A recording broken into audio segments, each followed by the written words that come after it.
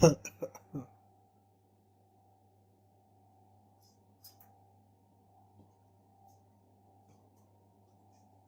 जो हम लोग टॉपिक आए हैं वो आए हैं top on A current loop. ठीक है, ये बहुत ही इंपॉर्टेंट टॉपिक है।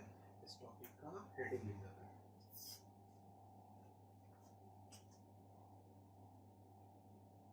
टॉप ऑन ए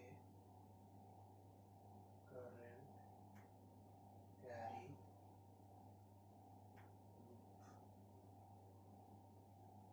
पहले एक फिगर बनाएंगे, फिगर बनाने के बाद हम इसको ज़्यादा अच्छा से समझेंगे।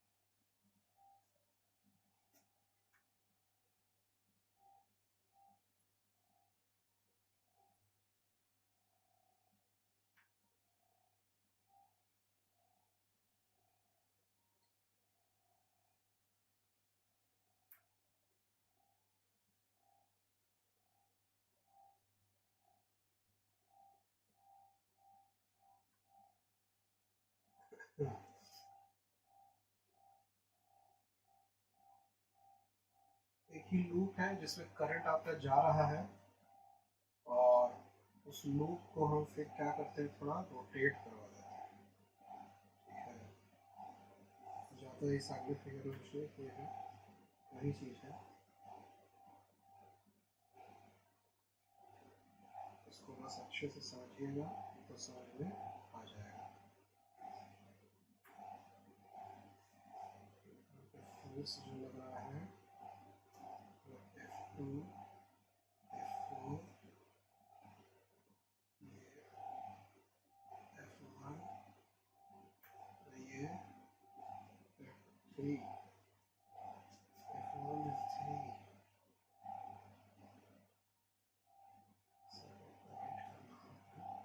पॉइंट का नाम लेते हैं,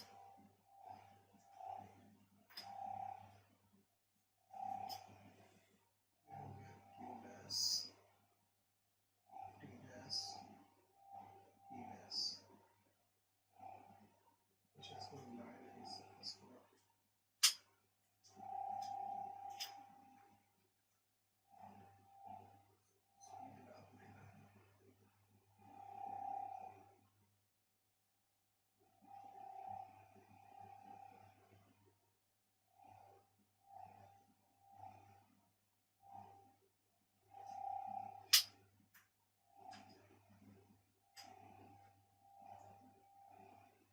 Q T T R E S R dash E dash S dash. अच्छे से इस फिगर को उतारिएगा।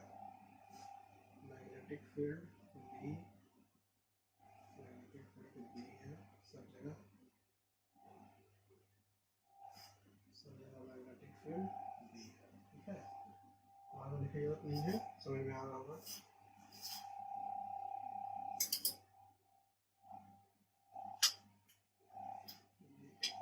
हो गया,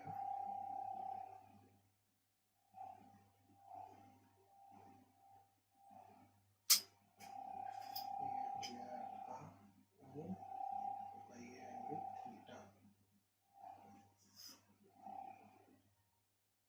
U।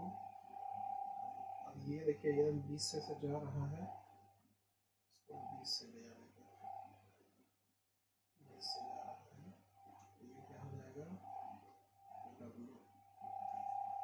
ये समझिए कि ये जो आपका लूप है ना, इसको बस टेढ़ा कर दिए थीटा से, देखिए हम मोड़ दिए हैं इसको। ठीक है, बाकी Q T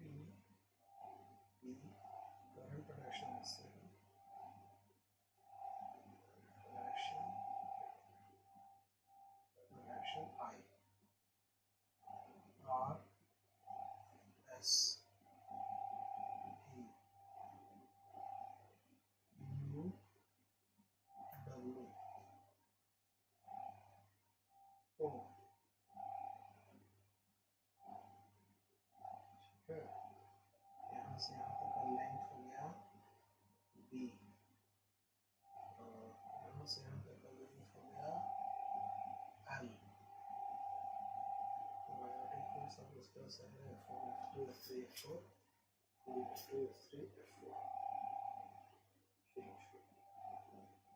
कोई चीज छोटा तो नहीं है,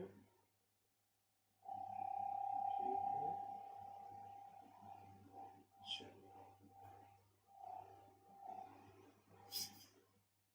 चलिए इस फिगर को उतारिए। अब क्या करने का है कि देखिए हमको क्या करना है, torque on A current carrying loop में हमको बताना है कि टॉर्क कितना लगेगा। तो देखिए सबसे पहली चीज कि आपका एक लूप है वो ऐसे स्ट्रेट में रखा हुआ है, ठीक है। मैग्नेटिक फील्ड का डायरेक्शन क्या है, ऊपर के साइड में, डॉट मतलब ऊपर साइड में magnetic field.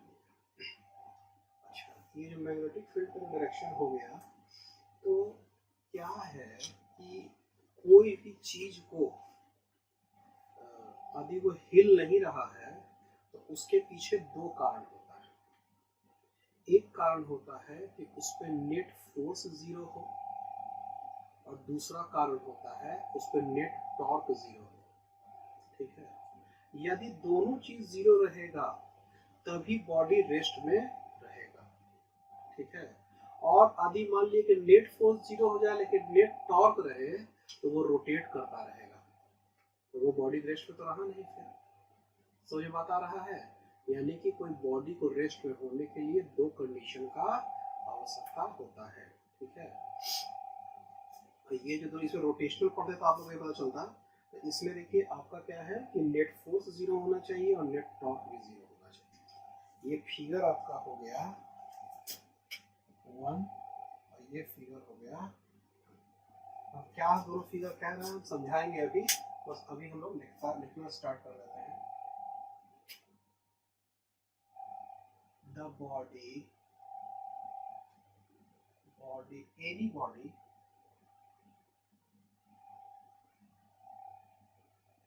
remains at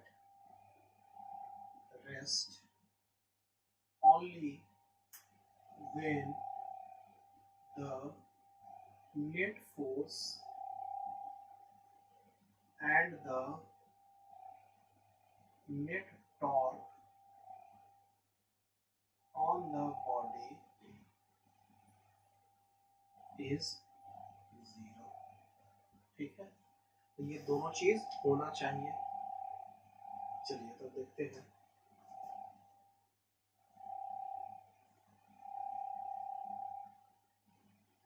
In figure 1 there is a loop carrying current I। इसमें करंट क्या है, I है। Moving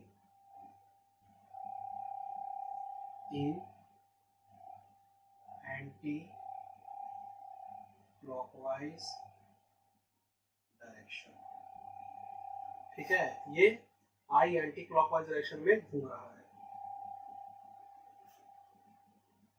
the area vector A is equal to L cross B, ठीक है। एरिया वेक्टर जो होगा उसका डायरेक्शन जो होगा, हम बता रहे हैं उसका डायरेक्शन जो होगा ऐसे लिखते हैं। Area vector A will be outward normal to the given figure if current is in anti-clockwise direction। तो क्या करना है, एरिया वेक्टर जब भी निकालना है तो एंटी क्लॉकवाइज में हम अपने उंगली को घुमाएंगे। तो जो डायरेक्शन बता रहा है बाहर के साइड में वो एरिया वेक्टर का डायरेक्शन हो जाएगा।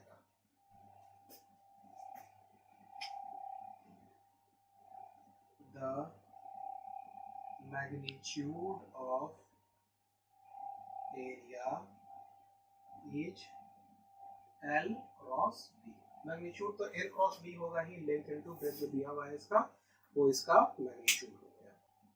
In figure 1 we see that if 1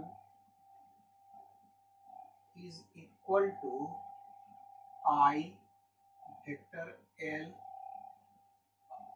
cross vector B, तो L इंटू बी हो गया ये आपका ILB हो गया,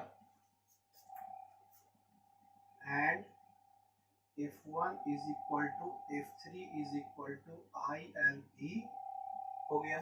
F1 और F3 का वैल्यू ILB आएगा, और ये जो एक्टिंग क्या हो रहा है इन द सेम लाइन, ये सेम लाइन में ही है, F1 इधर F3 इधर। सो F1 and F3 balance each other, ठीक है, बैलेंस ईच अदर कर देगा अपना F1 और F3। Similarly F2 is equal to IL छोटा b, ठीक है, सॉरी IB इंटू बी, ठीक है, हो जाएगा कि नहीं होगा, IL उसका लेंथ की जगह पे B और magnetic field B, and F2 is equal to F3 is equal to IBB in same line, so F2 and F4 में लिखना है, ये F4 हो गया, F4 balance each other, so net force on the loop is 0। Net force क्या हो जाएगा, F1 F3 को काटा, F2 F4 को काट लिया, तो ये खत्म हो गया net force. Also the torque on loop PQRS is 0 because F1 और F3 क्या कर रहा है, एक ही लाइन में लग रहा है, तो एक ही लाइन में जो फोर्स बराबर लग रहा है तो ये घुमाएगा किसके अबाउट, ठीक है, तो ये वाला भी F1 F3 एक लाइन में लगेगा, इसमें कोई भी टॉर्क नहीं लगेगा और इधर से भी कोई टॉर्क नहीं लगेगा, because F1 and F3 also F2 and F4 acts along same line, so the loop PQRS is at rest, क्या हो गया, रेस्ट हो गया, ठीक है। चलिए आगे इसको मिटाते हैं।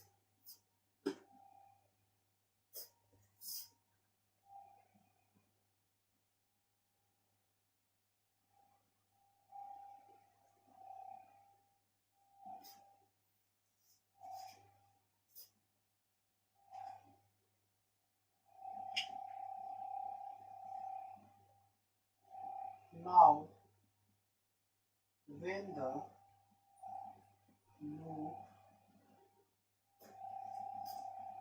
PQRS is rotated through an angle theta, angle theta से उसको रोटेट कर देते हैं, then new loop is P dash Q dash R dash S dash, ठीक है, P dash Q dash R dash S dash आपका एक नया लूप हो गया। Now F2 and F4 is still on the same line, so it will balance each other and will not produce torque, ये torque तो produce करेगा नहीं, same line में है, but F1 and F3 is not in the same line, but F1 is equal to F3. So net force is again 0 in the loop P dash, Q dash, R dash, S dash, but net torque is given by F1 and F3, which will not be 0, which will not be 0. ये आपका 0 नहीं होगा, है कि अब देखिए F1 ऊपर जैसे लग रहा था, F3 नीचे. अब ये क्या करेगा, रोटेट करना इसको स्टार्ट करेगा, ऐसे गोल गोल घूमना स्टार्ट करेगा. लेकिन नेट फोर्स अभी भी 0 है. F1 F3 आपको बैलेंस कर लिया है, ठीक है. लेकिन एक लाइन नहीं होने के कारण क्या करेगा, टॉर्क जरूर लगेगा इसमें. चलिए इसको मिटाएंगे.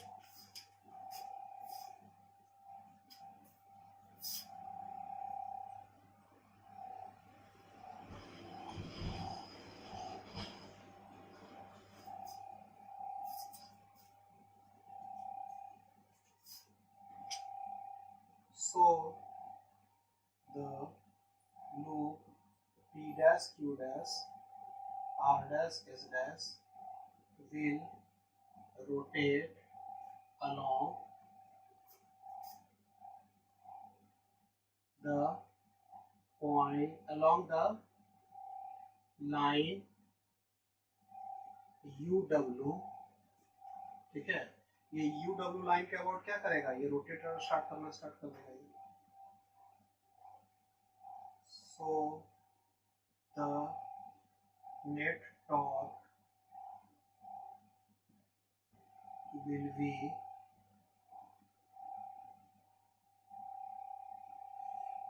इसका हमको F1 से जो टॉर्क बनेगा वो क्या लिखेंगे, OT dash cross F1 plus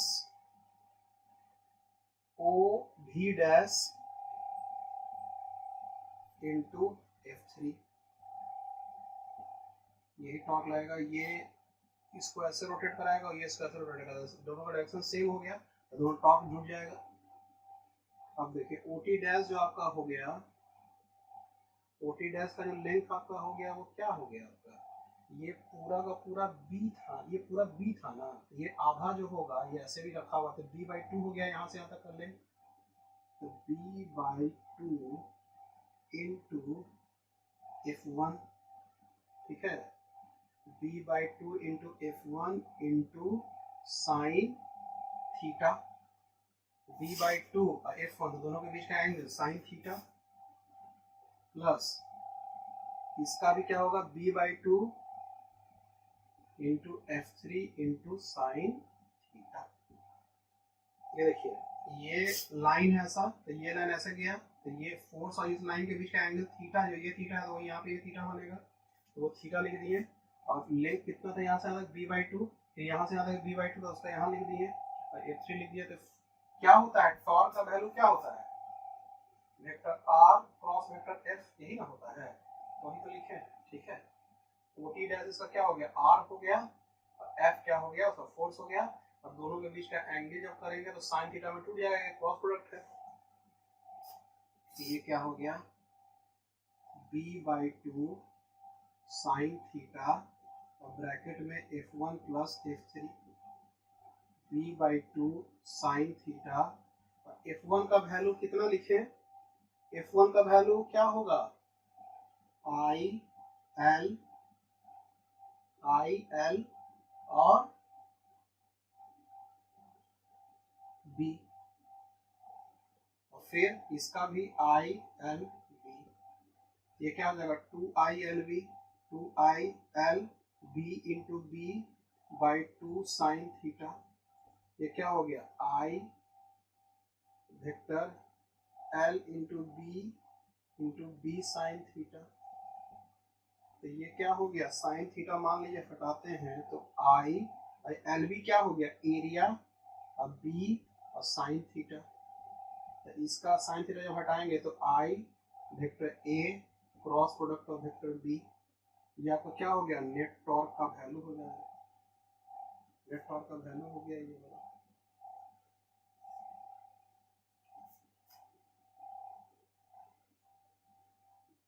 समझ में बात आ रहा है, ये नेट टॉर्क का आपका वैल्यू हो गया। इसको ऐसे भी लिखते हैं, torque is equal to mu vector B, where mu is the magnetic dipole moment. Mu क्या हो गया, मैग्नेटिक डाइपोल मोमेंट, और म्यू का वैल्यू क्या हो गया, where mu is equal to I vector A. ठीक है, चलिए यहां तक इसको उतारिए इसको, तो बताएंगे।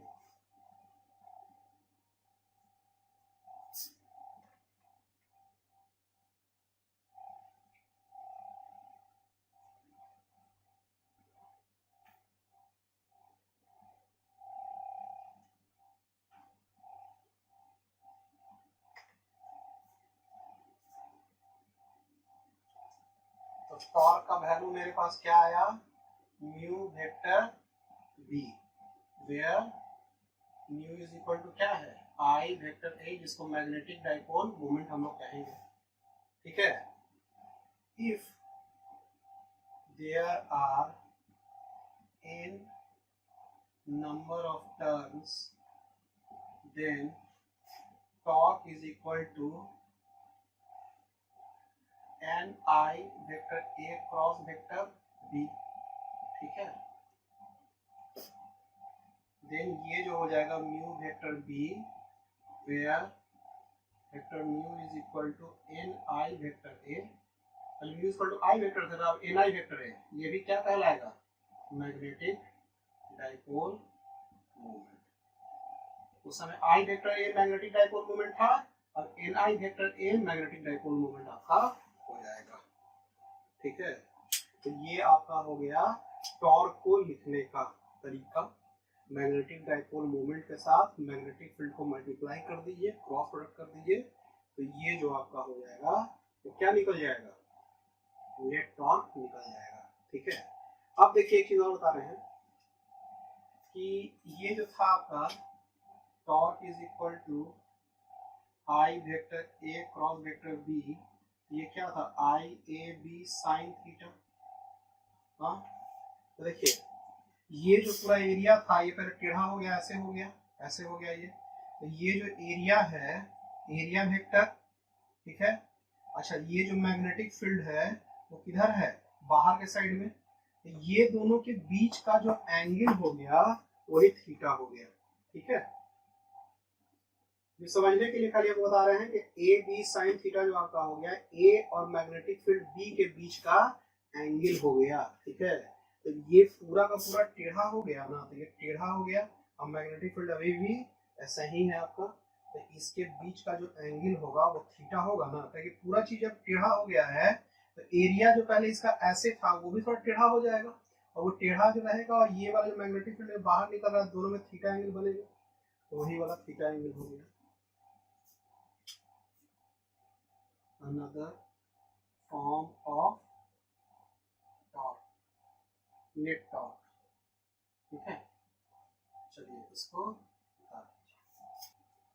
चलिए तो आपका जो थ्योरी है जो मैग्नेटिक फील्ड से रिलेटेड अभी खत्म हो गया। अब हम लोग को देखना है कि मैग्नेटिक फील्ड बनता कैसे है, और उसको मैग्नेटिक फील्ड का वैल्यू हम लोग कैलकुलेट करना अगले चैप्टर में सीखेंगे। ठीक है, अभी हम लोग मैग्नेटिक फील्ड का जो फोर्स लगता था उसको निकालना सीखे थे, और अभी हम लोग सीखेंगे क्या कि मैग्नेटिक फील्ड बनता कितना है, कैसे बनता है, और क्या वैल्यू उसका होता है, वो हम लोग कैलकुलेट करेंगे। ठीक है।